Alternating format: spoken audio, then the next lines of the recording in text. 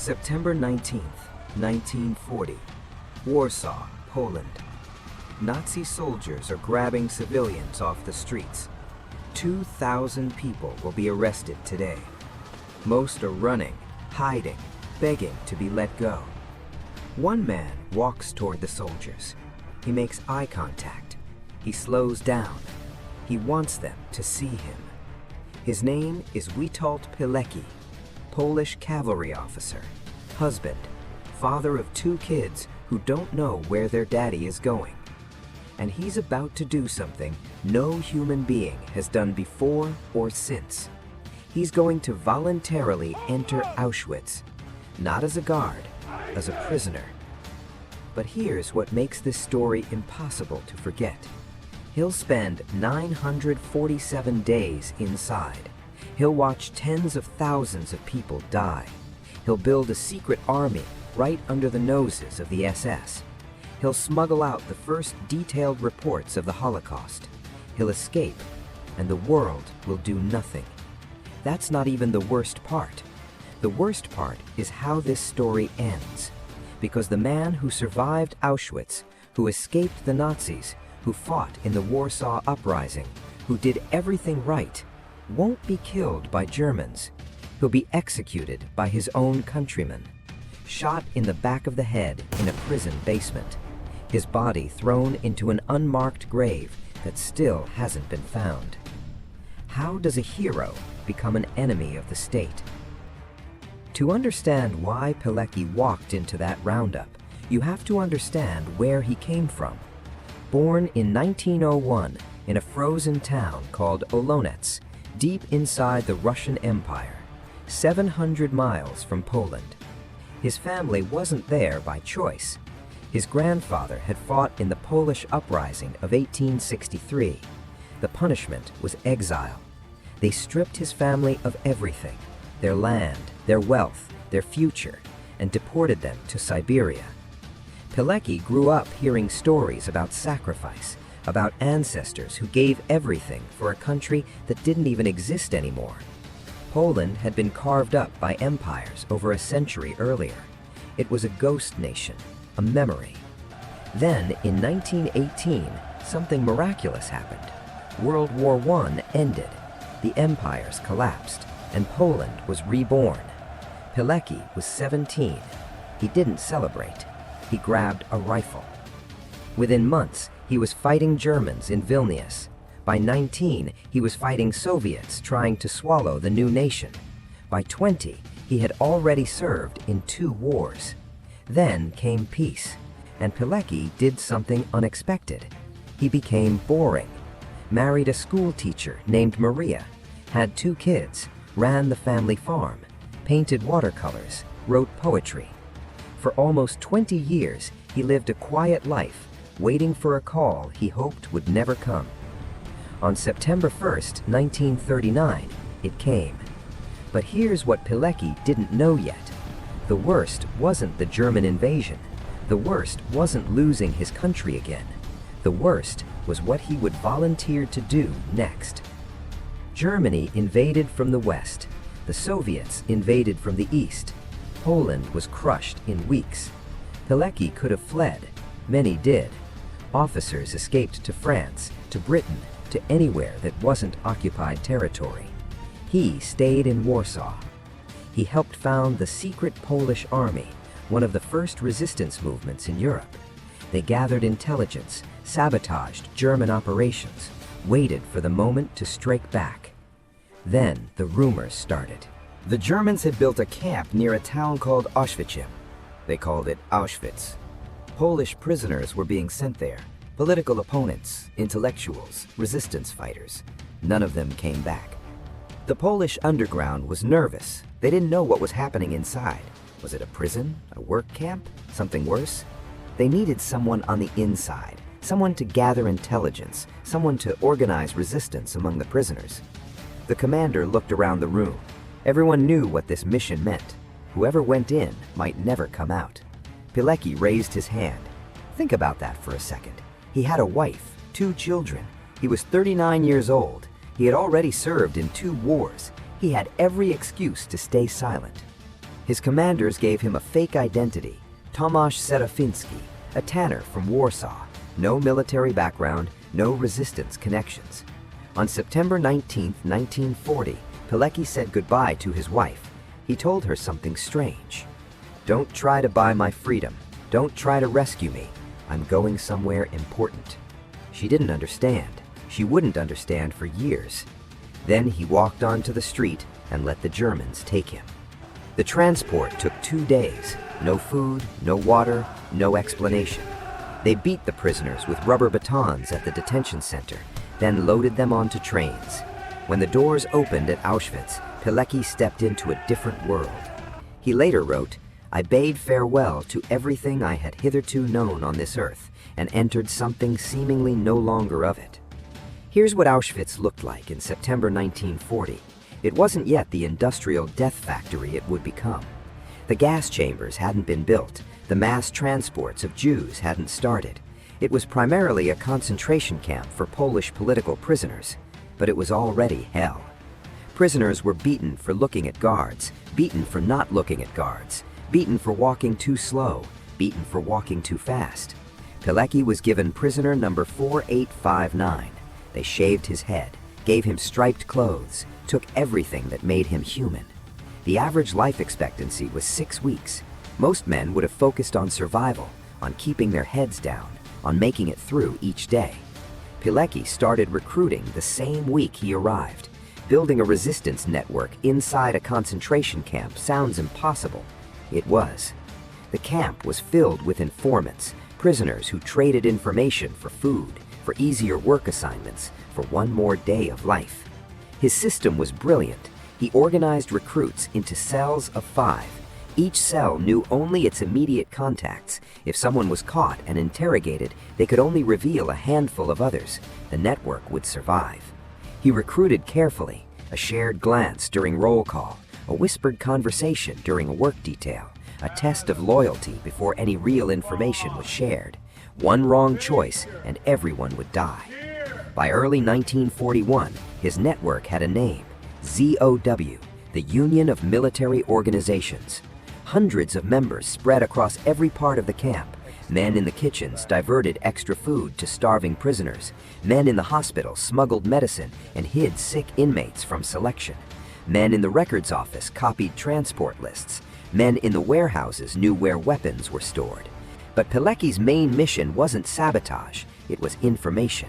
He needed to tell the outside world what was happening. Prisoners who were released memorized entire reports and delivered them orally to contacts in Warsaw. Messages were hidden in laundry, in food deliveries, in the clothing of corpses being transported for burial. One released prisoner memorized Pilecki's first report. He walked out of Auschwitz with the document in his head and recited it word for word to resistance contacts. By October 1940, just 1 month after arriving, Pilecki's first report reached Warsaw. Then it went to London, to the Polish government in exile, to British intelligence, to the Allies. The world was being told. But here's where the story takes a dark turn. The world didn't want to listen. Subscribe to Hidden Truth Files. Throughout 1941 and 1942, Pilecki watched Auschwitz change into something unprecedented in human history. New facilities were built at a nearby site called Birkenau. Gas chambers, crematoria, buildings designed for one purpose: industrial-scale murder. The first mass transports of Jews arrived. SS doctors waiting at the ramp. With a gesture of their hand, they sorted the living from the dead. Left or right, work or gas chamber, life or death in a single second. The elderly went right, the sick went right, the children went right. Right meant death within hours. Most people sent to Auschwitz never became prisoners. They never received numbers. They were killed the same day they arrived. Their bodies burned, their possessions sorted and shipped to Germany. Pilecki documented everything. He learned the crematoria could burn 8,000 bodies per day. He learned the SS had developed a system for efficient murder. He learned this wasn't random cruelty. It was planned, industrial, a machine for eliminating an entire people. He sent report after report, begging for action, begging for bombs, begging for anything. One report said the prisoners begged the Polish government, for the love of God, to bombard the camp. Should they die in the attack, it would be a relief given the conditions. Think about that. Prisoners asking to be bombed. That's how bad it was. The reports reached London. They reached Washington. They reached every Allied government. And then something happened that Pilecki never expected. Nothing. No bombs fell. No rescue mission came. No public condemnation was issued. The world's most powerful nations received proof of the greatest crime in human history, and they filed it away. The Allies later claimed bombing Auschwitz was too dangerous, too deep in enemy territory. Precision wasn't possible. But in 1944, American bombers flew directly over Auschwitz. They bombed industrial targets just miles away. They had aerial photographs of the gas chambers, of the crematoria, of the trains arriving daily. They saw everything. They chose not to act. An SS guard told arriving prisoners something chilling. However this war may end, we have won the war against you. None of you will be left to bear witness. But even if someone survives, the world will not believe him. Pilecki was determined to prove him wrong, but he was about to learn an even harder truth. The world believing him wasn't the problem. The world not caring was. Here's what survival looked like in Auschwitz. Pilecki worked in the fields in winter without a coat. His fingers cracked and bled from the cold. His wooden clogs gave no protection against the frozen ground. He worked near the crematorium. He could hear the machinery running behind him. He could smell what it was burning. He kept working because stopping meant death. He carried corpses day after day, bodies stacked like firewood, faces he recognized from the barracks. He caught pneumonia, then typhus. Each illness should have killed him. The SS hospital wasn't a place for healing. It was a selection waiting to happen. The SS came regularly. Anyone too sick to work was sent to the gas chambers. But Pilecki had his network. Exile members in the medical staff hid him during selections, falsified his records, smuggled him medicine, kept him alive when the system was designed to kill him. The average prisoner lasted 6 weeks. Pilecki lasted 947 days. During that time, his network grew. They stole weapons, a pistol here, ammunition there, hidden in places the SS would never search. They sabotaged equipment, machines broke down, production quotas weren't met, small acts of resistance that saved lives. They even assassinated SS officers. And they built something impossible. A radio transmitter. Parts smuggled in over months, hidden in food deliveries, assembled in secret, tested in whispers. For months in 1942, messages went directly from inside Auschwitz to the Polish underground. The world's most secure death camp was leaking information in real time. Pilecki was ready for action. His network was ready. All they needed was the signal. It never came. But the worst betrayal wasn't the Allies ignoring his reports. The worst betrayal was still years away, and it would come from people he trusted completely. By early 1943, Pilecki knew he had to get out. The Gestapo was closing in. Key Exile members had been identified and eliminated. His own cover was compromised. If he stayed, he would be captured, interrogated, killed. Worse, under interrogation, he might reveal the entire network. On the night of April 26, 1943, Easter Monday, he made his move. He later described it. Shots were fired behind us. How fast we were running, it is hard to describe. We were tearing the air into rags by quick movements of our hands. They ran into darkness, crossed the Vistula River, traveled 100 kilometers through Nazi territory, moved at night, hid during day, helped by Polish civilians who risked everything to shelter them. After a week, they reached home army contacts. Pilecki was free. He had spent 2.5 years in hell. He had built a resistance network inside a death camp. He had smuggled out evidence of genocide. Now he could finally convince the world to act. At least that's what he thought. What happened next broke something inside him. August 1943, Warsaw. Pilecki walked into Home Army headquarters with everything they needed. 100 pages of detailed reports, maps of the camp, guard schedules, weapon locations, a complete plan for liberation. Zhao was ready inside, he told them. Hundreds of armed men waiting. If the Home Army attacked from the outside, the prisoners would rise up. They could overwhelm the guards, destroy the murder facilities, free thousands. The commanders listened carefully. Then they said no. The attack on Auschwitz was unrealistic, they explained. They didn't have enough troops, didn't have enough weapons. Even if they captured the camp, they couldn't evacuate the prisoners. The Germans would simply recapture it and kill everyone. Pilecki argued, he pleaded, he described what he had seen. The gas chambers, the crematoria, the trains arriving daily, people dying by the thousands every single day. It didn't matter. The military reality was against him.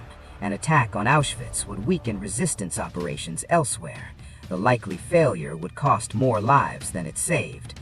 They were probably right, but being right didn't make it easier. Pilecki had gone to hell and back. He had spent 947 days documenting the greatest crime in human history. He had risked everything to get this information out, and the response was, we can't help. The Allies wouldn't bomb, the Home Army wouldn't attack. The world knew exactly what was happening, and nobody would do anything about it. Pilecki could have given up then, could have found a quiet place to hide until the war ended. He had already done more than anyone could ask. Instead, he picked up a rifle, because there was one more fight left. August 1st, 1944, the Warsaw Uprising begins. The Polish Home Army attempts to liberate the capital before the advancing Soviet forces arrive. They want Poland to free itself, to prevent another occupation. Pilecki joins immediately, despite everything he's endured, despite having no obligation to fight, despite knowing the odds. He commands units in some of the heaviest combat, street by street, building by building, fighting German tanks with rifles and homemade grenades. For 63 days, the Poles hold out. The Soviets advance to the outskirts of Warsaw. They can see the fighting from across the river. They stop. They wait. They watch while the Germans crush the Polish resistance. 200,000 civilians die. The city is systematically destroyed, building by building, block by block. Stalin wants the Polish resistance eliminated. Let the Nazis do the dirty work. Pilecki survived somehow. He's wounded, keeps fighting, survives again. When the uprising collapses, he surrenders with the other fighters, ends up in a German POW camp, waits out the final months of the war. In April 1945, American forces liberate the camp. The war is over. Pilecki is free. But Poland isn't free. The Soviets have taken control. The government in exile in London is ignored. A communist puppet regime rules Warsaw, and former resistance fighters, the very people who fought the Nazis, are now enemies of the state. Pilecki could have stayed in the West, could have lived safely in Britain or America, could have written his memoirs and grown old. Instead, he volunteers for one more mission. Late 1945, Pilecki slips back into communist Poland under a false identity. His mission? Gather intelligence on the new regime, document communist atrocities, maintain contact with anti-communist resistance networks. He knows what this means. The communists are hunting former Home Army members, arresting them, torturing them, executing them. He goes anyway. For 18 months, he operates in the shadows, changes jobs constantly, moves from apartment to apartment, sends reports to London through secret couriers. He documents arrests, executions, political repression, the machinery of totalitarianism being built in his homeland. His commanders warn him multiple times, your cover is blown, leave Poland now. But his wife is there, his children are there. He can't bring himself to abandon them. On May 8, 1947, exactly 2 years after Germany's surrender, the communist secret police arrest Witold Pilecki. And here's the cruel irony. The same government that ignored his reports about Auschwitz, the same allies who refused to bomb the camp, the same world that looked away while millions died. Now that same world will look away again while the communists destroy the man who tried to save everyone. The brutal interrogations lasted for months. Pilecki later told his wife something devastating. Auschwitz was nothing compared to this. Think about that. A man who spent 947 days in a death camp, who watched tens of thousands die, who was beaten, starved, worked to exhaustion, and he said the communist interrogations were worse. The Nazis had been brutal but impersonal. They were torturing a number, a prisoner, an enemy. The communists were his own countrymen, speaking his language, torturing him for loving Poland too much. They wanted names, everyone in his network, every contact, every courier, every resistance member still operating. He gave them nothing. Despite weeks of interrogation, despite sleep deprivation, despite methods designed to break any human being, Pilecki protected his people. March 3, 1948, the trial begins. It's a show trial. The outcome was decided before it started. Pilecki is charged with espionage, working for foreign intelligence, planning to assassinate communist officials. The evidence is fabricated, extracted through forced confessions, contradicted by basic facts. He isn't allowed to testify in his own defense. No witnesses speak for him. His lawyer can barely argue. The judges aren't judges. They're party officials following orders. On March 15th, the verdict comes. Guilty on all counts. Death sentence. Pilecki writes a letter to the communist president asking for mercy. So does his wife. So does his lawyer. The president rejects them all. But here's what happened in that courtroom that the communists couldn't suppress. When they asked Pilecki for his final statement, he stood straight, looked at his accusers, and said something they would never forget. I have been trying to live my life so that in the hour of my death, I would rather feel joy than fear. He wasn't afraid of them. He wasn't broken. After everything they'd done, he was still the same man who walked into that Nazi roundup 8 years earlier, still willing to die for what he believed. May 25, 1948, 9:30 p.m. Witold Pilecki is led to the basement of Mokotów prison in Warsaw. A staff sergeant they call the Butcher of Mokotów is waiting. Pilecki's last words? Long live free Poland. He's executed with a single shot to the back of the head, the same method the Soviets perfected at Katyn when they murdered 22,000 Polish officers.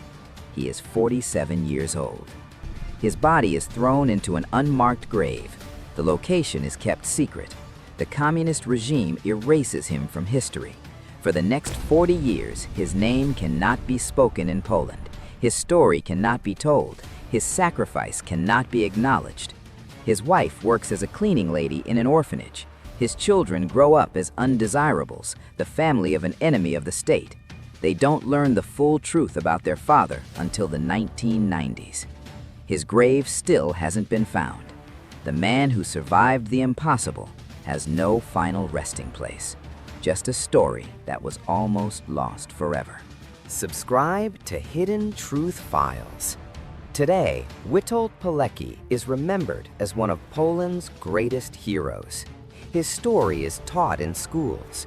His face appears on monuments. But he never saw any of it. He died believing the world had forgotten. He died believing his sacrifice meant nothing. He was wrong. The past isn't over. It's just waiting to be uncovered.